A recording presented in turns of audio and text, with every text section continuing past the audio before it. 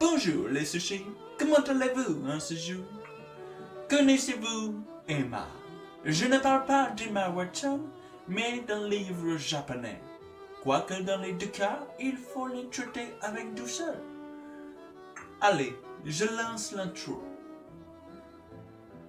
Cette tasse est vide.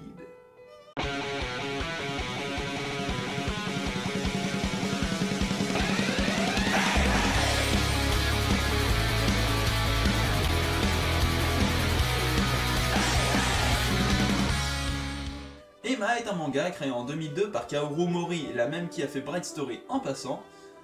Il est classé dans la catégorie seinen et est de type tranche de vie, drame, romance. L'œuvre est éditée en France par Kurokawa et comporte au total 10 volumes. Ouais. Nous sommes en Angleterre, à l'époque victorienne. Emma est femme de chambre pour une préceptrice à la retraite. Au premier abord, elle paraît calme, douce, réservée, mais elle cache un passé douloureux. Lorsque le riche William Jones rend visite à son ancienne gouvernante, il remarque que la jeune fille et, petit à petit, des liens profonds se tissent entre eux.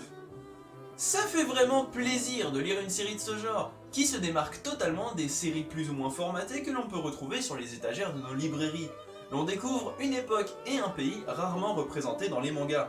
L'histoire d'Emma, jolie domestique empotée, et de William Jones, le bon gentleman, est vraiment très agréable à suivre.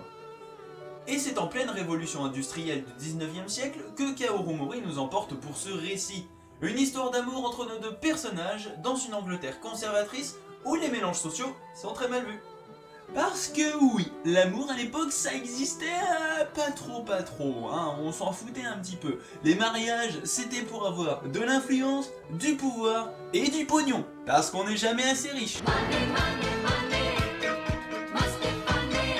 Si Emma, bien que très attirée par le jeune homme, reste lucide quant à la situation, Williams, lui, va devoir faire face à une bourgeoisie stricte et conservatrice. Si cette histoire semble déjà compromise dès ses prémices, elle est toutefois soutenue par différents personnages secondaires. Certaines viendront séduire notre bon oui-oui pour le plus grand malheur d'Emma, et à contrario, Emma se fera aussi draguer de son côté. La salope! Kaoru Mori retranscrit très bien l'ambiance de cette époque, et ses personnages s'avèrent assez réalistes.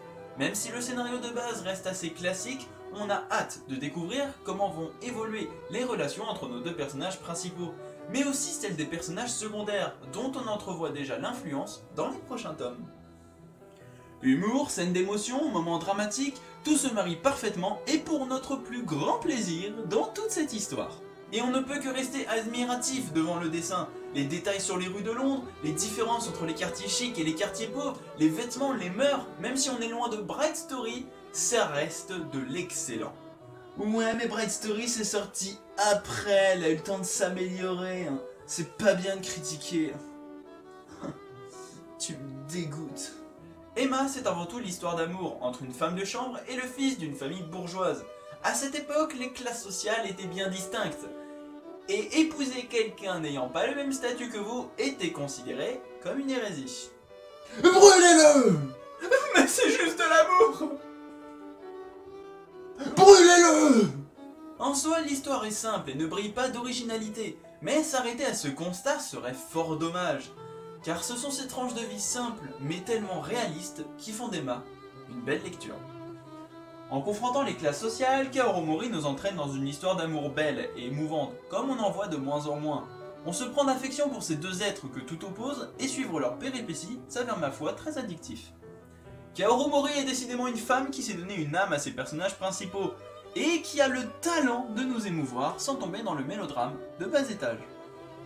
En espérant que cet épisode était à votre convenance. N'oubliez pas d'aimer le contenu et de faire part de votre propre avis. Vous pouvez aussi rejoindre ma communauté en vous abonnant ou me suivant sur Facebook. Sur ce, je vous dis tchuss les sushis, je dois finir ma tasse, qui est toujours vide en passant.